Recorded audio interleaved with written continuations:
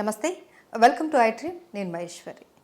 ఇప్పటి రోజులలో పిల్లలకి పెద్దలకి ప్రతి ఒక్కరికి కూడా హెయిర్ ఫాల్ అనేది పెద్ద సమస్య అయిపోయింది. కొంతమందిలో బట్టతల కూడా వచ్చేస్తూ ఉంటుంది. అయితే ఈ హెయిర్ ఫాల్ అనేది ఎందుకు అవుతుంది, ఇది రాకుండా ఎలా కంట్రోల్ చేసుకోవాలి, అండ్ అలాగే హెయిర్ గ్రోత్కి సంబంధించి ఆయుర్వేదంలో ఎలాంటి వనమూలికలు మనకు అందుబాటులో ఉన్నాయి, వీటన్నిటి గురించి కూడా చాలా క్లియర్గా తెలియజేయడానికి మనతో పాటు ఉన్నారు ప్రముఖ హెర్బలిస్ట్ ఆంజనేయరాజు గారు. వారితో మాట్లాడదాం. నమస్తే సార్. నమస్కారం అమ్మా. సార్, హెయిర్ ఫాల్ ఇప్పుడు ఏంటంటే ఎవరికైనా సరే, ఆడవాళ్ళకి కావచ్చు మగవాళ్ళకి కావచ్చు, హెయిర్ అనేది చాలా ఇంపార్టెంట్. ఒక లుక్ అనేది ఉంటుంది అనేసి చాలా కేర్ తీసుకుంటూ ఉంటారు. ఎంత కేర్ తీసుకుంటారో అంత హెయిర్ ఫాల్ అవుతూ ఉంటుంది చాలా మందికి. మగవాళ్ళలో అయితే బట్టతల కూడా వచ్చేస్తూ ఉంటుంది చిన్న వయసులోనే. అయితే ఈ హెయిర్ ఫాల్ రావడానికి మెయిన్ రీజన్స్ ఏంటి సార్? అనేక రకాల రీజన్స్ ఉంటాయమ్మా. మనం దీని మీద చాలా వీడియోలు చేసాం, కానీ ఈరోజు మీ ప్రేక్షకులకి కారణాలతో పాటు ఒకటి రెండు ఫార్ములాలు కూడా చెప్దామమ్మా పెరగడం కోసం. తప్పనిసరిగా మెయిన్ ఆహారం అమ్మ. ఇక్కడ ఆహారం అలవాట్లు ఎప్పుడైతే మారిపోయినాయో, జంక్ ఫుడ్స్ ఎక్కువగా తింటాం. అదేవిధంగా మన హెయిర్ అనేదానికి మినరల్స్ చాలా బాగా కావాలమ్మా. ఆ మినరల్స్లో ఐరన్ అనేది చాలా ఇంపార్టెంట్ అండి హెయిర్కి. ఈ ఐరన్ డెఫిషియన్సీ వల్ల కూడా ఇది జరుగుతుందమ్మా. అదేవిధంగా రకరకాల కెమికల్ షాంపూస్, కెమికల్ సోప్స్ ఇటువంటివి వాడడం. అదేవిధంగా మన ఆహారంలో అనేక రకాల కెమికల్స్ తోటి కూడి ఉన్న ఆహారం, విషంతో కూడి ఉన్న ఆహారం తింటాం. ఈ ఎక్కువ జంక్ ఫుడ్స్ తింటాం, ఎక్కువ కారం కానీ ఎక్కువ పులుపు కానీ ఇటువంటివి తినడం వల్ల ఇంటెస్టైన్స్లో ఒక హీట్ అనేది ప్రొడ్యూస్ అవుతుందమ్మా. దాన్ని గ్యాస్ట్రిక్ ప్రాబ్లం అనుకోవచ్చు, మనం అల్సర్స్ అనుకోవచ్చు, ఇంకోటి అనుకోవచ్చు. ఈ హీట్ అనేది క్రానిక్ అయిపోయిన తర్వాత ఇది అపానవాయువు కింద తయారయ్యి మన బాడీ అబ్జర్వ్ చేసుకుని బ్రెయిన్కి వెళ్తుందమ్మా. ఇది గాలి యొక్క లక్షణం ఏంటి? పైకి వెళ్ళడం. ఎక్కడికి వెళ్తుందమ్మా? చివరికి మన శరీరంలో బ్రెయిన్ దగ్గరికి వెళ్తుంది. అక్కడికి వెళ్ళిన తర్వాత ఆ బ్రెయిన్లో హీట్ పెరిగిపోతుందమ్మా. ఆ హీట్ వల్ల స్కాల్ప్లో కూడా మీకు హీట్ పెరుగుతుంది. ఈ హీట్ పెరగడం వల్ల ఏమవుతుందంటే అతివేడి వల్ల ఈ హెయిర్ ఫాల్ అనేది కూడా ఒక కారణం అమ్మా. అదేవిధంగా మనం నూనె రాయడం మానేసామండి. పూర్వం పిల్లలు పుట్టిన వెంటనే ఒక 6 నెలల నుంచి సంవత్సరం వరకు ఆముదం అనేది రాసివ్వరమ్మ. ఆముదం రాయడం వల్ల ఏమవుతుందంటే ఈ స్కాల్ప్కు చాలా చలవ చేస్తుందమ్మా. ప్లస్ పుట్టిన వెంటనే పిల్లలకి ఇక్కడ ఒక హోల్ ఉంది, ఓన్లీ స్కిన్ నుండి స్కాల్ప్ పూర్తిగా ఫామ్ అవుతుంది. ఏంటమ్మా దాని పేరు? పునికి అంటారు. అది పూర్తిగా ఫిలప్ అవుదమ్మా ఆ స్కాల్ప్ అనేది. ఆ తర్వాత అది పోడాలి. ఆ పోడాలి అంటే 1 ఇయర్ లోపల ఇంత లెక్క మీకు 1 ఇంచ్, ఒక స్క్వేర్ ఇంచ్ నుంచి 2 to 3 స్క్వేర్ ఇంచెస్ ఒక బోన్ ఫామ్ అవ్వాలంటే ఎంత కాల్షియం ప్రొడ్యూస్ అవ్వాలమ్మా చిన్నపిల్లల్లో. అందుకనే పిల్లల్లో కాల్షియం డెఫిషియన్సీ రాకుండా చూసుకోవడం ఇంపార్టెంట్ అమ్మా. అక్కడ జరిగే మెకానిజం వల్ల చూడండి, పిల్లల్ని మీరు అబ్జర్వ్ చేస్తే ఫ్యాన్ తిరుగుతూ ఉన్నా కూడా వాళ్ళ తలకి చెమట పడతా ఉంది. ఎందుకు అంటే ఆ మెకానిజం అక్కడ జరుగుతుంది కాబట్టి. దానివల్ల అక్కడ చాలా హీట్ ప్రొడ్యూస్ అవుతుందమ్మా. ఆ హీట్ అనే దాన్ని తగ్గించడం కోసం ఆముదం అనే ఒక అద్భుతమైన ప్రక్రియ మన ఆయుర్వేద శాస్త్రంలో పిల్లలకి ఆముదం రాసివ్వరమ్మా.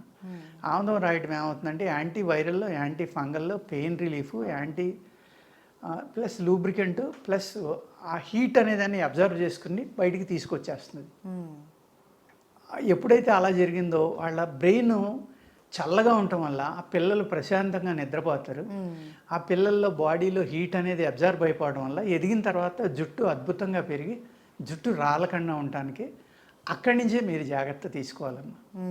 అవన్నీ మనం మానేసి బేబీ ఆయిల్స్ అని ఇంకోటని లేకపోతే రోజు తలంటడం, ఈ కెమికల్ షాంపూలతో తలంటడం వల్ల కూడా ఈ మెయిన్ రీజను జుట్టు రాలిపోవడానికి అదమ్మా, హీట్ పెరిగిపోవడం అనేది. పెద్దవాళ్ళు కూడా అంతే కదా, ప్రతిరోజు తల అంటుతున్నాం. నైట్ పోనీ నైట్ ఆయిల్ రాసుకుని ఉదయం అంటుకుంటే పర్వాలేదమ్మా. ఆయిల్ రాయడం అనేది మానేసాం. కొబ్బరి నూనె మానేసాం. పూర్వం ఆవు నెయ్యి కూడా రాసేవారమ్మ. ఆముదం ఆవు నెయ్యి కలిపి రాసేవారు, ఆవు నెయ్యి రాసేవారు, ఆముదం రాసేవారు. కొబ్బరి నూనె అనేది కంపల్సరీ. లేవగానే ముందర స్నానం చేసిన వెంటనే కొబ్బరి నూనె రాసుకోవడం, తలంటుకోవడం అనేది వారానికో 15 రోజులకో 10 రోజులకో అమ్మ. ఇప్పుడు ఏంటి, ఎవ్రీడే మీరు కెమికల్ తోటి హెడ్ బాత్ అనేది చేస్తున్నారు. చేసినప్పుడు వెంట్రుకలు రాలిపోకుండా ఎలా ఉంటాయమ్మా. అదేవిధంగా పొల్యూషన్ పెరిగిపోయింది వాతావరణంలో. పెరిగిపోవడం వల్ల కూడా మీకు డాండ్రఫ్ అనేది చాలా ఎక్కువగా పెరిగిపోయిందమ్మా. డాండ్రఫ్ పెరగడం వల్ల కూడా మీకు ఆ డాండ్రఫ్లో ఉన్న ఏదైతే ఫంగల్ ఇన్ఫెక్షన్, అది ఆ ఫంగల్ ఇన్ఫెక్షను అనేక రకాల బ్యాక్టీరియాలు అక్కడికి చేరడం వల్ల కూడా ఆ రూట్లోకి వెళ్ళి ఆ రూట్ని తినేయడం వల్ల హెయిర్ ఫాల్ జరిగామా మళ్ళీ ఆ రూటు బతకదు. బతకపోవడం వల్ల ఏమవుతుందంటే బాల్డ్ హెడ్ కూడా వచ్చేస్తుందమ్మా. దాని నుంచి మనల్ని కాపాడుకోవాలంటే ఫస్ట్ది ఏంటంటే ఆముదం రాసుకోవటమ్మా.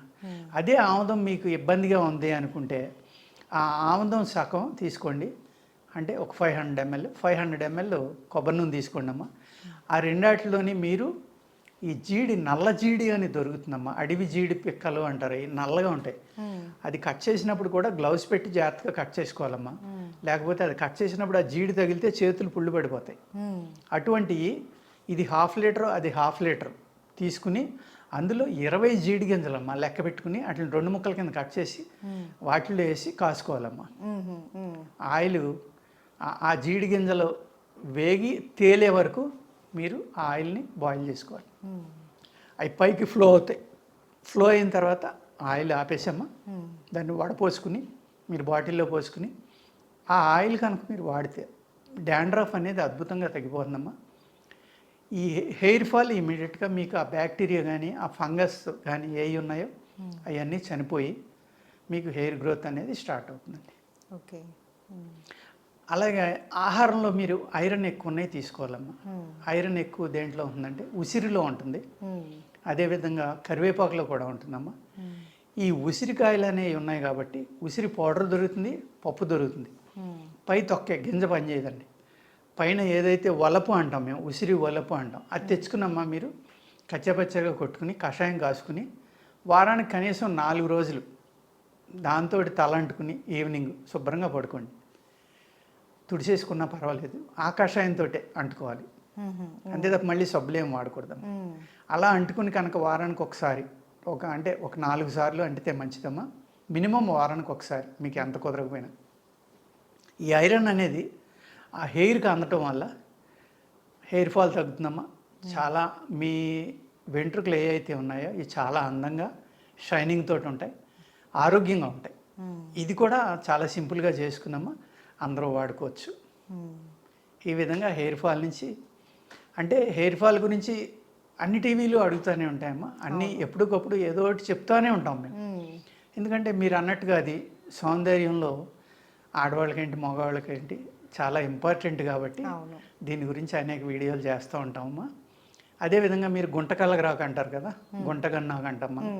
ఆ గుంటగన్నాకు తర్వాత గురివిందాకమ్మ, ఈ 2 రకాల ఆకులు తెచ్చుకుని వాటిని కషాయం కాసుకుని ఎండాకులు కనుకుంటే 4 భాగాలు నీళ్లు పోసుకున్నామా, ఒక భాగం వచ్చేదాకా కషాయం కాసుకోవాలి. ఆ 2 రకాలు, ఆ 2 కషాయాలు కలుపుకొని అందులో మీరు మర్రి ఓడలు ఉంటాయి, మర్రి చెట్టు ఓడలు ఉంటాయి కదమ్మా, ఆ లేత ఓడలు తీసుకుని వాటిని కూడా బాగా నలగొట్టి కషాయం కాసుకుని ఈ 3 కషాయాలు ఎంత ఉన్నాయో అంత నూనె తీసుకోవాలమ్మా. కొబ్బరి నూనె కానీ నువ్వుల నూనె కానీ.